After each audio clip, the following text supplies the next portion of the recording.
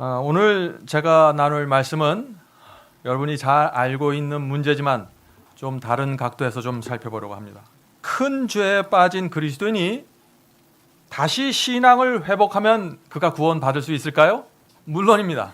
물론이죠. 하나님의 사랑과 자비는 용서하지 못할 죄가 없기 때문에 그렇습니다. 누구든지 상한 심령으로 주 앞에 나가 주여 저를 용서하여 주시옵소서 하고 죄를 고백하고 내려놓으면 용서받을 수 있는 것입니다. 우리의 모든 희망은 하나님의 용서와 자비에 달려 있는 것이죠. 자, 그렇다면 그와 반대되는 경우는 어떨까요? 어떤 사람이 거듭나고 놀라운 의의 경험을 했습니다. 그런데 그 사람이 신앙을 잃어버리면 어떻게 될까요? 그 사람에게 여전히 구원이 보장될까요? 참 이상한 것은 오늘날 기독교에는요, 그런 사람에게도 여전히 구원이 보장되어 있다고 말하는 것입니다. 그런데 여러분은 어떻게 생각하십니까? 이 질문에 대해서. 예수께서는요, 이 문제에 대해서 아주 분명한 말씀을 남겨주셨습니다. 마태복음 5장 13절과 16절입니다. 너희는 세상의 소금이니 소금이 만일 그 맛을 잃으면 무엇으로 짜게 하리요? 후에는 아무 쓸데없어 다만 밖에 버리워 사람에게 짓밟힐 뿐이니라. 자, 이 말씀이 무슨 뜻입니까? 오늘 우리가 나눌 말씀이 바로 이 말씀입니다. 너희는 세상의 빛이라. 이같이 너희 빛을 사람 앞에 비추게 하여 저희로 너희 착한 행실을 보고 하늘에 계신 너희 아버지께 영광을 돌리게 하라. 자, 지금 예수께서 지금 무엇을 말씀하고 계신 것인가요? 하나님께 영광을 돌리는 삶을 살려면 어떻게 해야 된다는 것이에요? 우리가 먼저 빛과 소금이 되는 경험을 해야 한다는 것이죠. 자, 그런데 문제가 있어요. 문제는 우리 스스로는 빛과 소금이 될 수 없다는 것입니다. 왜냐하면 소금은 우리가 노력해서 되는 것이 아니에요. 돌이나 모래가 아무리 애를 써도 소금이 될 수 없죠. 하나님께서 그 속에 특별한 성질을 넣어주셔야만 소금이 될 수 있는 것입니다. 빛도 마찬가지입니다. 내가 아무리 빛이 되려고 애를 쓰고 노력을 해도 빛이 될 수 없습니다. 그렇죠? 하나님께서 내 속에 빛을 넣어주셔야 하는 것입니다. 우리가 아는 대로 이 소금에는 두 가지 특징이 있습니다. 자, 첫 번째 특징 무엇일까요? 그것은 짠맛이죠. 소금 하면 떠오르는 것이 짠맛입니다. 아무리 좋은 재료를 사용해서 우리가 요리를 해도 소금이 들어가지 않으면 어떻게 돼요? 맛이 없는 것이에요. 그 짠맛이 들어가야 맛이 살아나는 것입니다. 자, 예수께서 우리에게 소금이 되라고 하신 이유가 무엇인가요? 그러면 분명한 맛을 내는 그리스도인이 되라는 것이에요. 네? 여러분은 하나님께서 원하시는 그 분명한 맛을 지금 내고 계십니까? 오늘 이 시간에 우리가 그 말씀을 명상해 보아야 하는 것입니다.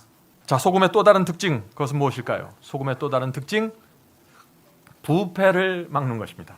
소금이 들어가면 썩지 않고 오래 저장할 수 있죠. 이것이 우리가 또 소금이 되어야 할 이유가 되는 것입니다. 여러분은 지금 여러분의 마음속에 죄와 부패를 막는 그 성질이 있습니까? 이 성도 여러분, 정말 우리가 소금인데 이 두 가지 성질이 없는 소금이라면 어떻게 될까요? 그것은 아무리 소금과 비슷하다고 생각할지라도, 내 속에 소금이 있다고 주장할지라도 그것은 아무것도 아니라 하는 것입니다. 소금의 성질이 없으니까 그냥 하얀 가루라 하는 것이에요. 그거는. 그리스도인도 이와 마찬가지입니다. 우리가 아무리 오래 교회 다니고 성경을 여러 번 읽는다고 할지라도 내 속에 소금의 맛이 없고 소금의 성질이 없으면 아무것도 아닌 것입니다. 이것이 예수께서 말씀하시는 것이죠. 제가 어떤 그리스도인과 만나서 얘기해 보면은요, 어떤 분은 전혀 짠맛이 느껴지지 않아요. 그리스도인이 갖고 있어야 될 그 독특한 맛과 그 독특한 분위기가 없는 것입니다. 예수께서 그런 그리스도인들을 향해서 이렇게 말하는 것입니다. 소금이 만일 그 맛을 잃으면 무엇으로 짜게 하리요? 후에는 아무 쓸데없어 다만 밖에 버리오 사람에게 짓밟힐 뿐이니라. 이 말씀을 읽을 때마다 많은 분들이 느끼는 문제는 뭐냐면은 우리 죄된 육체 속에는 이 부패를 방지하는 소금이 없다는 것이죠. 우리 태어날 때 갖고 있는 우리의 본성 속에는 소금이 없는 것입니다. 그런데 하나님께서는 우리가 이 세상을 소금이 되어서 살라고 요구하시는 것이에요. 자, 이 문제가 어떻게 해결이 돼야 될까요? 그러면 이 소금은요, 하늘로부터 받는 선물입니다. 그 선물을 하늘로부터 받아야만 우리가 소금의 성질을 내서 죄와 세상을 이기는 삶을 살 수 있다 하는 것이죠. 여러분은 그 선물을 받기 원하십니까? 오늘 말씀을 통해서 이 선물을 어떻게 우리가 받는지 잘 마음에 새기게 되시길 제가 간절히 바랍니다. 자, 하나님께서는 언제 그리스도인에게 이 소금의 성질을 주실까요? 중요한 질문이죠. 언제 주십니까?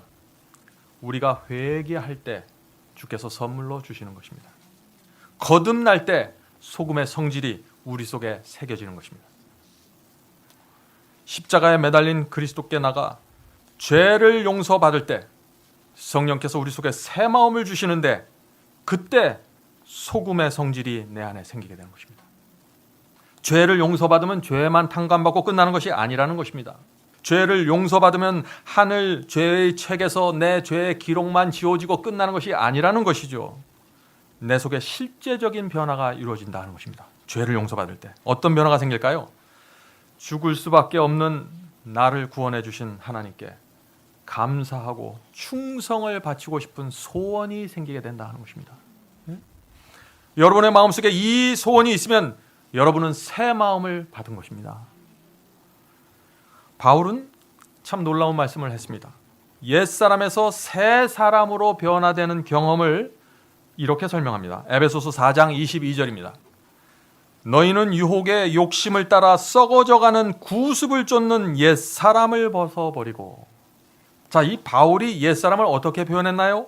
유혹에 끌려서 욕심을 따라가는 사람이라고 했습니다. 옛사람은 죄에 끌려다니는 사람이라는 것이죠. 자, 그렇다면 새 사람은 어떤 사람일까요? 자, 바울의 말씀을 들어보세요. 오직 성령으로 새롭게 되어. 자, 성령으로 무엇이 새롭게 된다는 것이 지금 여기서 우리의 마음에 소금의 성질이 생겨진다는 겁니다. 소금의 성질. 그리스도인의 그 짠맛을 내고 부패를 막는 성질이 우리 속에서 생긴다는 것이에요. 그것이 새 사람이 되는 경험이라는 것이죠. 계속해서 읽어보겠습니다. 오직 성령으로 새롭게 되어 하나님을 따라 의와 진리의 거룩함으로 지으심을 받은 새 사람을 입으라. 자, 여기서 바울은 새 사람, 새롭게 변화된 사람은 무엇으로 지음을 받는다고 했습니까? 세 가지로 지음을 받는다고 했어요. 그 세 가지가 무엇인가요? 의와 진리와 거룩함으로 지음을 받습니다. 이 세 가지 이외에 다른 것을 찾으면 안 되는 것이에요. 그래서 우리의 그리스도인의 생에서 의가 무엇이고 진리가 무엇이고 거룩함이 무엇인지 정확하게 이해해야 되는 것입니다. 성도 여러분, 우리를 이 세 사람으로 만드는 이 세 가지 여러분들 마음에 깊이 새기셔야 합니다. 자, 의와 진리와 거룩함으로 지음을 받는다 했는데 이것이 어떤 것일까요? 의와 진리와 거룩함을 사모하는 사람이 된다는 것입니다. 우리가 부족할 수 있습니다. 우리가 죄를 범하고 낭망해 있을 수 있습니다. 그러나 우리 속에 의와 진리와 거룩함을 사모하는 심령과 나도 그렇게 되고 싶다는 소원을 갖고 있어야 된다는 것입니다. 다시 말해서 죄와 부패를 방지하는 소금의 성질을 사모하면서 살아야 된다는 것이죠. 자, 좀 정리해 볼까요? 새 마음을 받는 경험 무엇입니까? 거듭남입니다. 거듭남은 중생이죠. 이 모든 경험은 참된 회개를 통해서 죄를 용서받을 때 생기는 마음의 변화입니다. 자, 그런데 그 변화는 우리 마음속에 무엇이 새겨지는 것이에요? 감사와 충성이 새겨지는 것인데, 이것이 바로 하늘로부터 소금의 성질을 받는 경험이라는 것입니다. 소금의 성질. 여러분은 이 하늘의 선물을 간절히 원하십니까? 저는 정말 간절히 원합니다. 날마다 원합니다. Life of Jesus 173페이지에 이 하늘의 선물이 어떻게 우리에게 임하는지 말하고 있습니다. 하나님의 성령이 사람의 마음을 사로잡을 때, 자, 성령께서 우리의 마음을 사로잡을 때, 이때가 언제입니까? 우리가 깊은 고난 속에서 하나님을 바라볼 때죠. 영혼의 곤고함을 느끼고 죄에 대해서 미워하게 될 때가 우리가 성령이 우리의 마음을 사로잡을 때입니다. 그때 성령께서 오셔서 우리의 마음을 끌고 가시는 것입니다. 자, 계속해서 읽어보죠. 하나님의 성령이 사람의 마음을 사로잡을 때 거기에는 생애의 변화가 일어난다. 성령이 우리와 함께 하시면 당연히 변화가 일어난다는 것이요. 어떤 변화가 생길까요? 읽어보죠. 죄악을 품은 생각은 사라지고 악한 행위와의 관계는 끊어진다. 사랑과 겸손과 화평이 분노와 시기와 분쟁을 대신한다. 기쁨이 슬픔을 대신하고 용모는 하늘의 빛을 반사한다. 이것이 거듭날 때, 죄를 용서받을 때, 회개할 때 생기는 변화라는 것입니다. 자, 거듭나면은 어떤 변화가 생겨요? 죄에 대한 애착심이 사라지게 됩니다. 악한 행위가 끊어지고 마음속에 사랑과 겸손과 화평이 생기는 것입니다. 지금 제 말씀을 들으면서 내 속에서 이루어지는 경험과 내 마음과 어떤 차이가 있는지 여러분들 잘 살펴보시기 바랍니다. 또 어떤 변화가 생긴다고 했어요? 용모가 하늘의 빛을 반사한다고 했습니다. 얼굴 표정이 달라진다는 것이죠. 내가 갖고 있는 분위기가 달라진다는 것입니다. 이것이 중생의 경험입니다. 자, 이런 변화가 생기면은 또 어떤 변화도 생길까요? 당연히 우리의 세포도 살아나게 되는 것이죠. 죽었던 세포가 살아나고 깊은 병에서 회복되는 기적이 있을 수 있다는 것입니다. 하나님의 성령이 임하시니까. 계속해서 읽어보죠. 아무도 죄의 짐을 덜어주는 손을 보지 못하고, 자, 이 손은 하나님의 손을 말하는 것입니다. 의의 빛이 하늘에서 내려오는 것도 보지 못한다. 성령의 역사는요, 우리 사람의 눈으로 이렇게 볼 수 있는 것이 아니에요. 그걸 만질 수 있는 것이 아닙니다. 너무 애쓰지 마세요. 무엇을 만지려고 하려고 애를 쓰지 마세요. 계속해서 읽어보죠. 사람이 믿음으로 자신을 하나님께 바치는데 축복이 임한다. 언제 거듭남의 축복이 임한다고 했어요? 언제? 믿음으로 자신을 하나님께 온전히 바칠 때 마음이 새롭게 태어나는 중생의 경험을 하게 된다는 것이에요. 이것은 정말 중요한 진리입니다. 많은 사람들이 이것을 놓치고 있어요. 오늘날 많은 사람들이 이런 질문을 하죠. 어떻게 하면 제가 거듭날 수 있습니까? 왜 나는 참된 거듭남을 경험하지 못하나요? 이 질문에 대한 답이 무엇입니까? 제가 설명했죠. 거듭나지 않는 이유는 죄 용서만 받고 마음과 생애를 하나님께 전적으로 드리지 않기 때문입니다. 구원은 받으려고 하는데 내 자신을 하나님께 바치지 않는 것이에요. 그래서 새 마음을 받는 이 성령의 역사가 내 속에서 일어나지 않는다는 것입니다.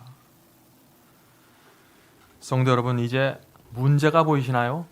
큰 죄에 빠져서 두려움과 양심의 가책에 짓눌려 있을 때 우리는 십자가로 가야 합니다. 거기서 그분의 피를 내 죄에 바르고 용서를 구해야 하는 것이죠. 그때 하나님의 사하심이 우리에게 임하시는 것입니다. 하나님의 용서는 우리를 사망에서 영원한 생명으로 옮겨놓는 것입니다. 그러므로 우리가 죄를 회개하고 기도할 때 얼마나 감사하는 감격이 우리 마음에 생기겠어요. 영원한 생명으로 돌아가는 경험이 우리 속에서 일어나는 것인데, 그런데 용서의 경험은 거기서 끝나지 않는다는 것이에요. 죄를 용서받은 사람의 마음속에는 하나님께 대한 감사와 감격이 채워지기 때문에 이렇게 기도드리게 된다는 것입니다.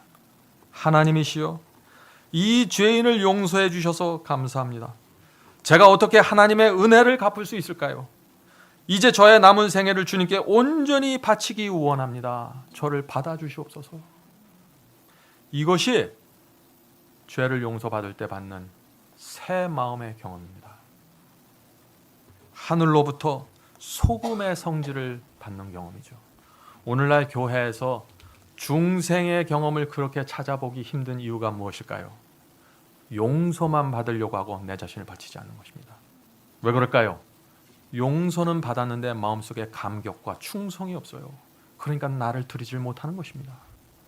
자, 계속해서 읽겠습니다. 그때 인간의 눈으로는 볼 수 없는 한 능력이 하나님의 형상대로 새로운 피조물을 창조하는 것이다. 성도 여러분, 이것이 거듭남이고 중생이고 칭의의 경험입니다.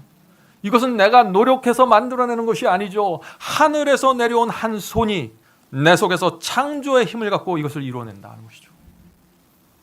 이 말씀을 들으니까 오늘날 기독교에서 말하는 그 거듭남과 용서와 많은 차이가 있죠. 여러분이 그 차이를 정확하게 인식해야 됩니다. 예수를 믿으면은 자동적으로 거듭나는 것이 아니에요. 죄를 용서해달라고 기도한다고 해서 새 마음을 받는 것이 아닙니다. 여러분은 참된 거듭남을 이해해야 됩니다. 그것을 사모해야 합니다. 우리가 그것을 사모하면 십자가 앞에 나가 회개하고 자신을 하나님께 드리게 되는 것입니다. 우리가 정말 머리부터 발끝까지 문둥병에 걸려 있다는 사실을 인정하면은 오늘 주님께 나가 고침받기를 원하게 될 것입니다. 변화는 바로 거기서부터 시작된다는 것입니다. 여러분들 이 사실을 믿으십니까? 이것을 믿는 데서부터 변화는 시작되는 것입니다. 성도 여러분, 이 새 마음에는 소금과 같은 성질이 있는데 이것은 아주 특별한 성질인데 그것이 어떻게 역사하게 될까요? 우리 속에서 실제적으로. 유혹이 나를 잡아당길 때, 욕심이 나를 끌어당길 때 이 소금의 성질을 받은 사람들은 어떻게 해요? 주님께 굴복하게 된다는 것입니다. 다시 말해서 새 마음이란 소금이 뿌려진 마음입니다. 그 마음은 그래서 죄와 부패를 미워하게 되는 것이에요. 유혹이 오면 주님께 달려가서 피하는 것입니다. 소금을 받은 마음입니다. 자, 그런데 이 그리스도인이 이 소금의 성질의 맛을 잃어버리면 어떻게 될까요? 예수께서 분명히 말씀하셨죠? 소금이 만일 그 맛을 잃어버리면 무엇으로 짜게 하리요? 후에는 아무 쓸데없어 다만 밖에 버리요 사람들에게 짓밟힐 뿐이니라. 오늘 많은 사람들이 예수 믿고 거듭남 후에는 소금의 성질을 잃어버려도 여전히 천국 가는데 아무 문제가 없다고 생각합니다. 정말 이 말씀이 그럴까요? 그런 의미입니까? 예수께서는 그 소금의 맛을 잃어버리면 어떻게 된다고 했습니까? 밖에 버려져서 짓밟히게 된다고 했습니다. 무슨 뜻인가요? 멸망당한다는 뜻이에요. 멸망당하는 뜻. 어떤 분들은 그런데 예수님의 이 말씀을 이렇게 설명하죠. 참 재미있는 해석입니다. 소금이 그 맛을 잃어버리면 땅에 버리워 밟힌다고 했지 천국에 가지 못한다는 말이 여기 어디 있습니까? 소금의 맛을 잃어버려서 죄와 세 속에 끌려 다니면서 살아도 우리는 여전히 부끄러운 구원을 받을 수 있습니다 라는 말을 하는 것이죠. 성도 여러분, 정말 한번 소금의 성질을 받은 적이 있으면 나중에 신앙을 잃어버리고 주님을 떠나도 소금의 맛을 잃어버려도 여전히 구원받을 수 있을까요? 아니죠. 예수께서는 땅에 버리고 짓밟힐 것이라고 하셨는데 그 땅에 버리고 짓밟힌 사람들을 하나님께서 하늘로 데려가실까요? 성도 여러분, 하늘은 그런 사람들이 가는 곳이 아니잖아요. 하늘은 회개한 사람들이 가는 곳입니다. 하늘은 죄를 버린 사람들이 가는 것이죠. 성도 여러분, 이 라오디게아 교회를 채우고 있는 이 뜨뜻 미지근한 사람들이 모두 하늘에 가게 될까요? 그렇다면 예수께서 토해 내칠 것이라고 하셨던 그 사람들도 결국 하늘에 가게 되는 것입니까? 천사들이 그런 사람들을 환영할 수 있을까요? 마음과 생애 속에 소금이 뿌려지지 않아서 부패한 사람들이 정말 하늘에 갈 수 있을까요? 만일 그런 사람들이 모두 하늘에 갈 수 있다면 아담과 하와는 왜 에덴 동산을 떠났습니까? 요한계시록 21장 27절 말씀을 읽겠습니다. 무엇이든지 속된 것이나 가증한 일 또는 거짓말하는 자는 결코 그리로 들어오지 못하되.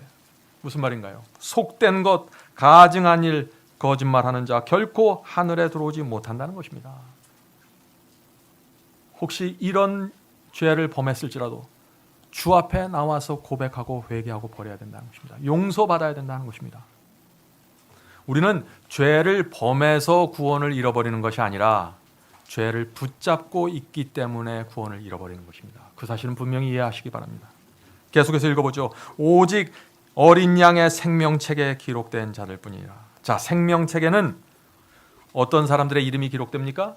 회개하고 죄를 버린 사람들의 이름이 기록되는 것입니다.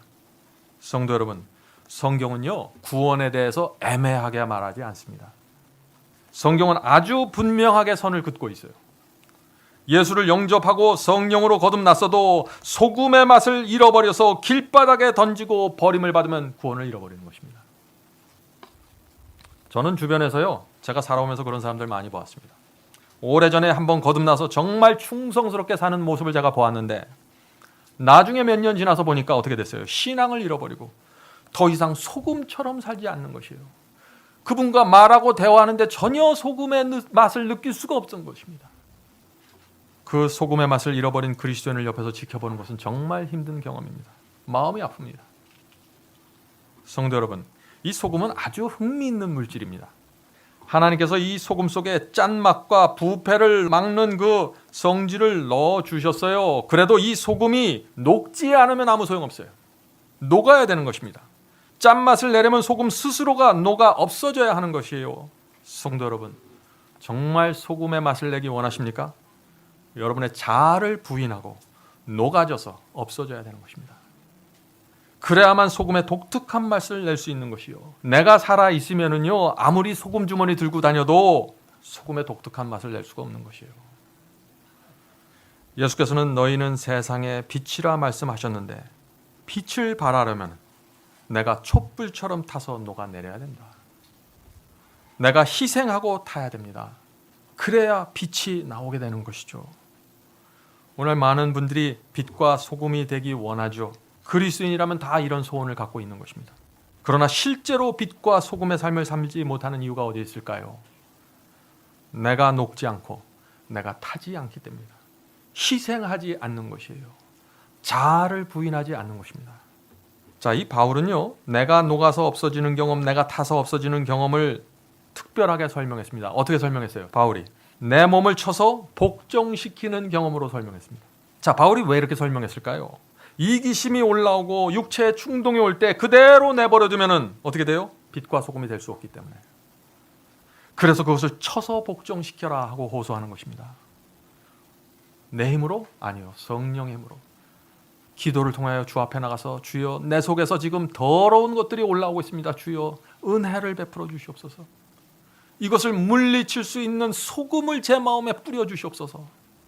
그렇게 기도해야 한다는 것이죠. 요한에서 2장 15절 말씀 읽겠습니다. 이 세상이나 세상에 있는 것들을 사랑치 말라. 누구든지 세상을 사랑하면 아버지의 사랑이 그 속에 있지 아니하니. 우리가 어떤 때는 우리의 생각들이 마음대로 돌아다녀도 하나님의 말씀으로 들어와서 말씀을 딱 읽으면요, 모든 것이 분명해집니다. 그리스도인은 이 말씀을 있는 그대로 받아들일 수 있어야 합니다. 사도 요한은 이 세상이나 세상에 있는 것들을 사랑하면 하나님의 사랑이 너희 속에 없다라고 말하는 것입니다. 물론 우리는 세상에 있는 물건이 필요합니다. 그것들을 사용해야 됩니다. 그러나 그것들을 사랑하면 안 된다는 것입니다. 돈이 필요하죠. 열심히 6일 동안 일해서 벌어야 합니다. 그러나 돈을 사랑하면 안 되는 것이에요. 돈을 사랑하면 그것에서 1만 가지 악이 나온다고 하는 것입니다. 그래서 성경은 세상을 사랑하면 하나님의 사랑이 없다고 말하는 것이죠. 성도 여러분, 이 세상과 세상에 속한 것들을 사랑하면 우리 속에서 어떤 문제가 생기는 줄 아세요? 우리의 영혼이 부패합니다. 죄가 자라게 됩니다. 그리스도인들에게 그런 경험은 너무나 고통스러운 경험이죠. 그런데 그런 고통을 뼈저리게 느낀 사람은 어떻게 되나요? 결국 세상을 사랑하지 않게 됩니다. 이것이 또 은혜예요. 죄가 많은 곳에 은혜가 많다는 것입니다.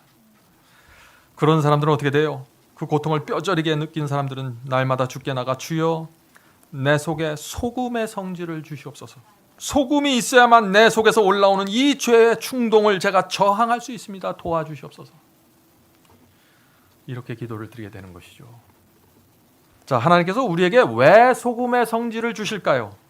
하나님께서 무엇을 주시면 거기엔 이유가 있고 목적이 있고 기대하는 바가 있는 것입니다.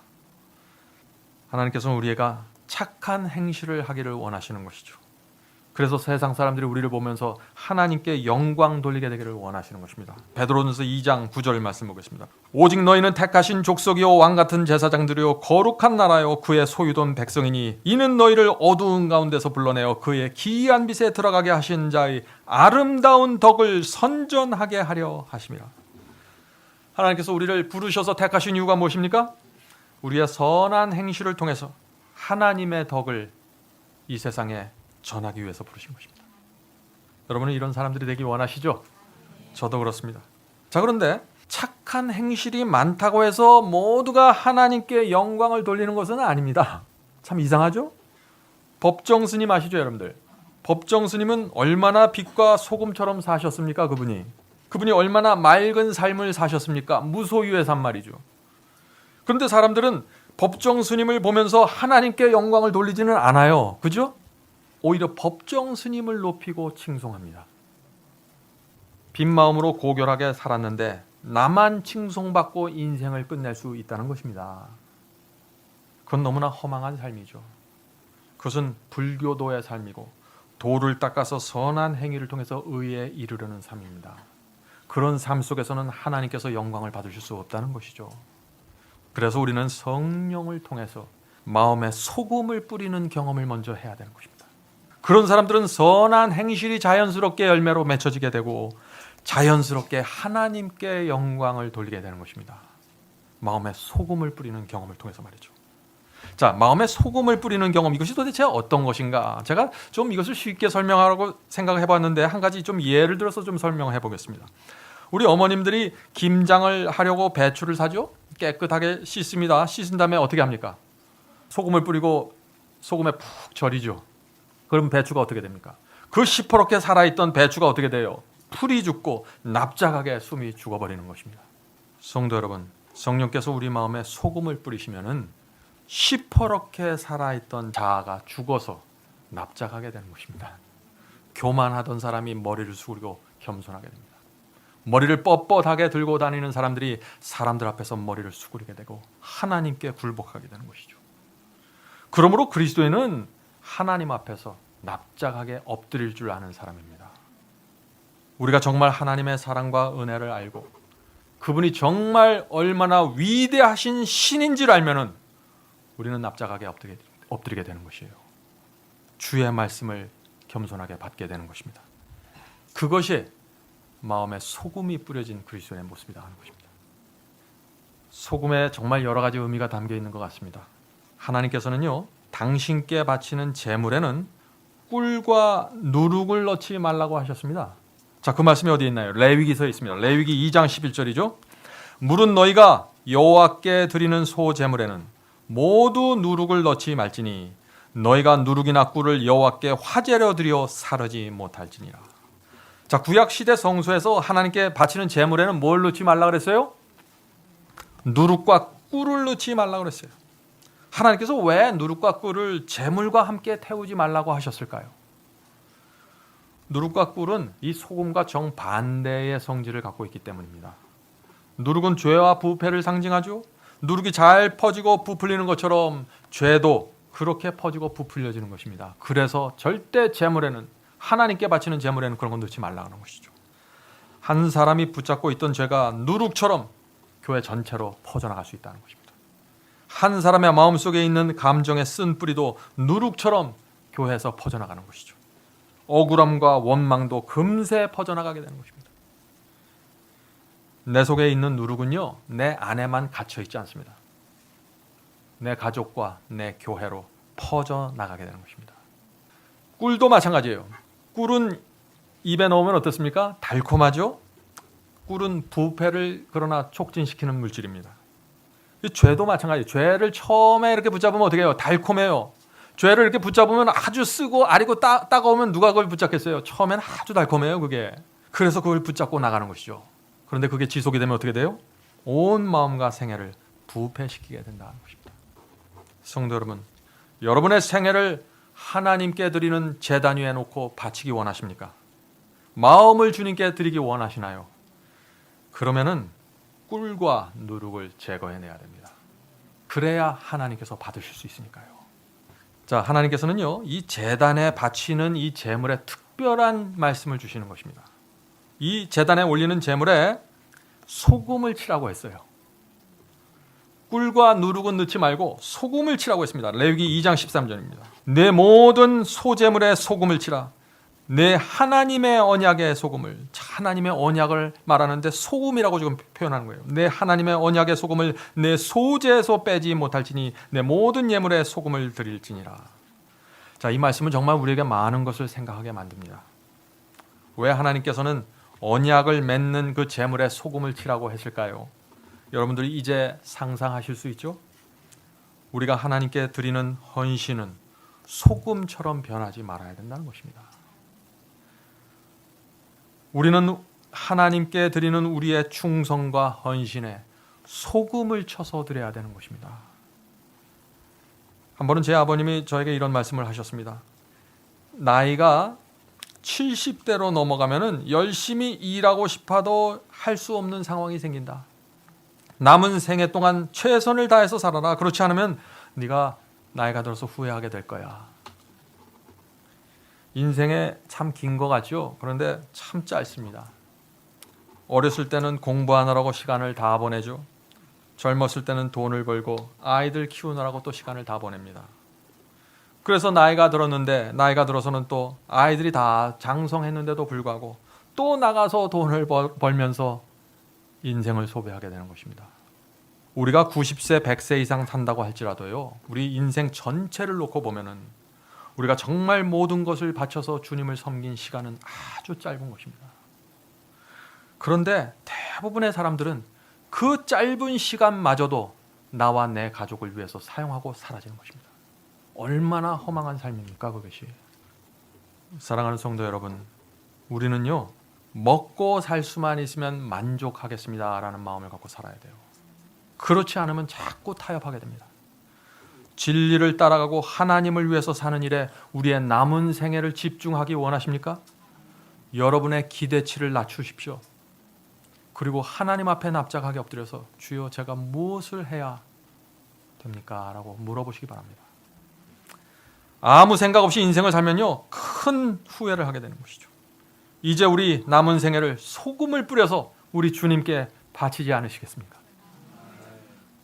그 선택이야말로 인간이 살아있으면서 하나님께 드릴 수 있는 가장 위대한 선택이 되는 것입니다. 자, 성도 여러분, 하나님께서는요, 우리가 이런 선택을 하고 이런 헌신을 할 때 그 성도들에게 특별한 선물을 주십니다. 그 선물이 무엇인지 아세요? 등불을 주신다고 약속했습니다. 역대하 21장 7절입니다. 여호와께서 다윗의 집을 멸하기를 즐겨하지 아니하셨으면 이전에 다윗으로 더불어 언약을 세우시고 또 다윗과 그 자손들에게 항상 등불을 주겠다고 허하셨음이더라. 이것은 정말 중요한 약속입니다.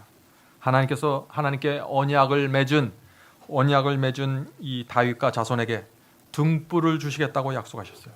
이 등불을 준다는 이야기가 무슨 뜻입니까? 등불을 준다는 것, 진리의 등불을 준다는 것입니다. 다시 말해서 하나님께 소금같이 변치 않는 그 헌신과 충성을 드리는 사람들에게 진리의 등불을 하나씩 주겠다는 것이에요. 여러분은 그 등불을 받기 원하십니까? 저는 정말 원합니다. 하나님을 믿는 모든 사람들이 그렇다고 등불을 받는 것이 아니에요. 교회를 똑같이 다니지만 어떤 사람들은 등불을 받고 어떤 사람들은 등불을 받지 못하게 되는 것입니다.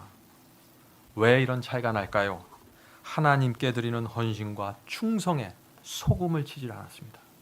계속해서 흔들리고 움직입니다. 그런 사람들에게 하나님께서 무엇을 믿고 진리의 등불을 맡겨주시겠어요? 그런 사람들은 하늘에서 내려온 등불이 아니라 이상한 등불을 받게 되는 것입니다. 오늘날 많은 사람들이 어디서 온지 모르는 등불을 다니면서 선교하고 말씀을 전하고 있죠. 지금은 흔들림의 시대입니다. 어떻게 하면 마지막 시대의 흔들림에서 우리가 성령의 보호를 받고 이 길을 끝까지 갈 수 있을까요? 다시 말씀드리지만 우리의 마음과 생애가 소금을 뿌린 제물로 바쳐져야 됩니다. 그런 사람들에게는 흔들림이 지나가 버리고 진리의 등불을 하늘에서 내려주시는 것입니다. 자, 우리 마음에 소금이 뿌려지지 않으면요, 겉으로 볼 때는 아무 문제가 없어요. 다들 모릅니다. 저도 제 마음속에 소금을 뿌리는 경험을 몰랐어도 다들 저를 보고 저 사람은 신실하다고 말을 했어요. 그러나 속에서는 소금이 없어서 부패하고 죽어가는 것입니다. 그 영혼이 곤고하게 말라서 죽어가는 것입니다. 성경은 우리 말에도 소금이 뿌려져야 한다고 말씀하고 있습니다. 골로새서 4장 6절입니다. 너희 말을 항상 은혜 가운데서 소금으로 고르게 함 같이 하라. 그리하면 각 사람에게 마땅히 대답할 것을 알리라.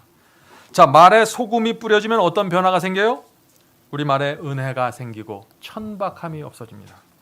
내가 비록 많이 교육받지 못하더라도 내 말에 성령께서 소금을 뿌려주시면 고상한 사람으로 살 수 있다는 것이죠.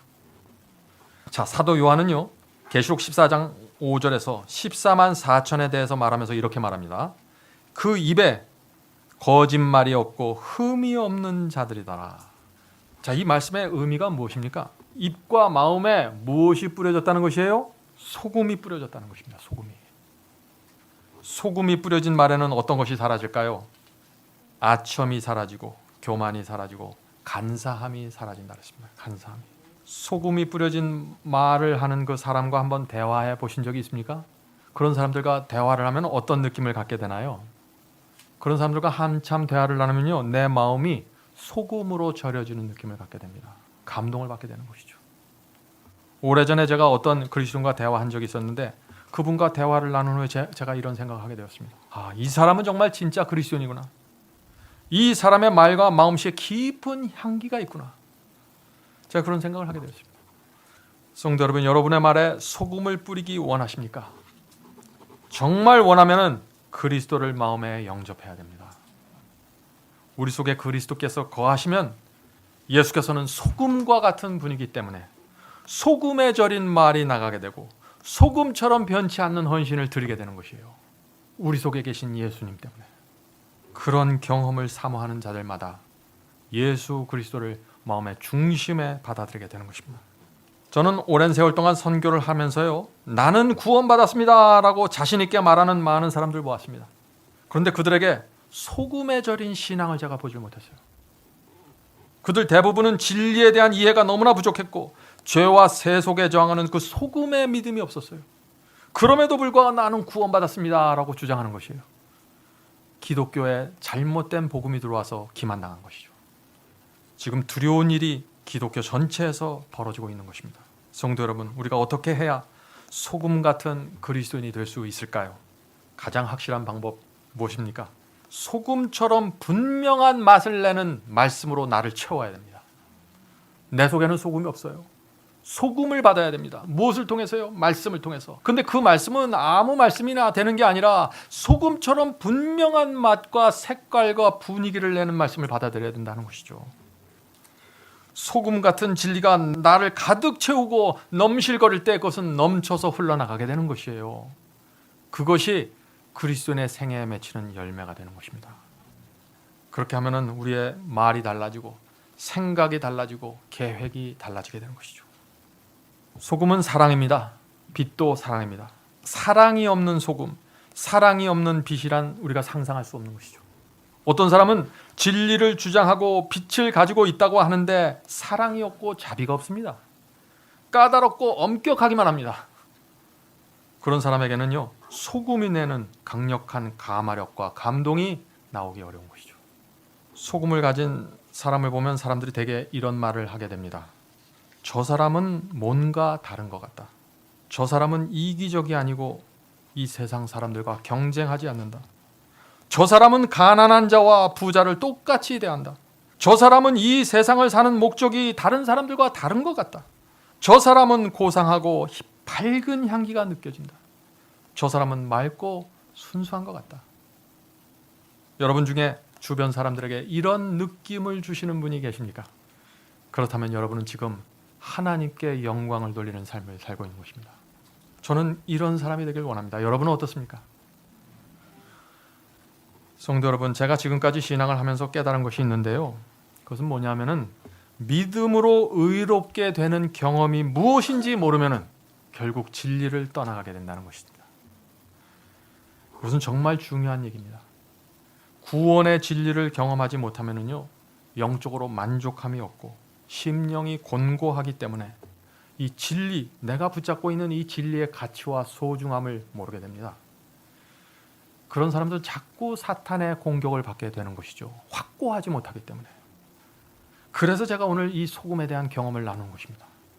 혹시 우리 중에 죄를 용서받는 경험, 중생의 경험, 마음에 소금을 뿌리는 경험이 무엇인지 몰라서 마음이 허전한 분이 계십니까? 그런 분들은 이렇게 하시면 됩니다. 먼저 여러분이 지금 붙잡고 있는 진리가 정확하게 성서적인지 확인하셔야 됩니다. 그리고 그 확인이 끝나면은 주님께 나가 이렇게 기도하셔야 됩니다. 주여, 저는 이 말씀이 진리라는 사실을 성경 속에서 확인했습니다. 이제 저는 이 진리를 경험하기를 원하오니 도와주시옵소서. 저를 구원의 경험으로 인도해 주시옵소서. 제가 붙잡고 있는 이 진리가 얼마나 소중한 것인지 깨닫게 해주시고 제 영혼에 소금을 뿌려서 흔들리지 않는 감사와 충성이 나올 수 있도록 도와주시옵소서. 저는 이런 기도를 매일 드립니다. 여러분은 어떻습니까? 우리 모두 이 교회 안에서는 이런 기도가 날마다 올라가게 되길 제가 간절히 바랍니다. 오늘 제가 드리는 말씀을 들으시면서 어떤 분들은 마음속으로 이렇게 생각할지 모르겠습니다. 야, 참 그 구원이 너무 어렵다, 너무 힘들다라고 생각할지 모르죠. 그런 분들은요, 오늘 제가 나누는 말씀을 잘못 들으신 것입니다. 오해하신 것입니다. 왜냐하면요, 우리 마음에 소금을 치는 경험, 회개하는 경험, 거듭나는 경험, 이 모든 경험은 내가 열심히 수고하고 노력해서 만들어내는 것이 아니기 때문입니다. 이것을 내가 노력하고 수고하고 만들어내야만 가능하다 그러면 다 포기하고 말아야죠. 그건 안 되는 거니까. 하나님께서는 단 한 번도 우리에게 그런 요구를 하신 적이 없습니다. 하나님께서 원하시는 것은 단 한 가지인데 그것은 무엇이냐면 우리의 간절한 심령입니다. 의를 향한 간절한 심령, 마음과 생애를 주님께 바치기 원하는 그 간절한 심령, 그 소원이 우리에게 있어야 된다는 것입니다. 나는 그 소원마저 없습니다 라는 분들이 있어요. 그러면 소원을 달라고 기도하시면 되는 것입니다. 우리가 할 일은 그래서 이 말씀을 붙잡고 기도하는 것입니다. 그 말씀은 빌립보서 2장 13절입니다. 너희 안에서 행하시는 이는 하나님이시니 자기의 기쁘신 뜻을 위하여 너희로 소원을 두고 행하게 하시나니.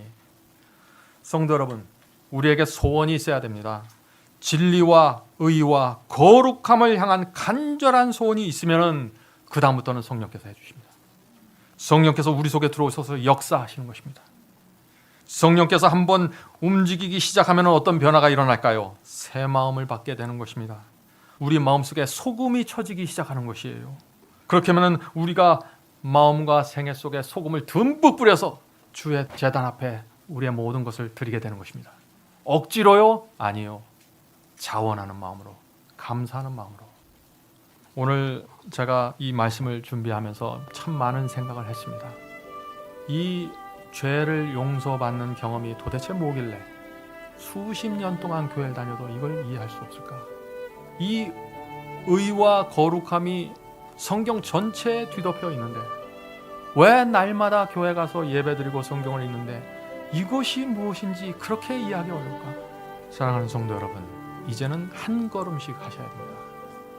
주님, 저에게 소원을 달라고 간구하십니다. 간절함이 있어야 됩니다. 간절함. 그것이 있으면은 그 다음부터는 성령께서 우리를 인도해 주시는 것입니다.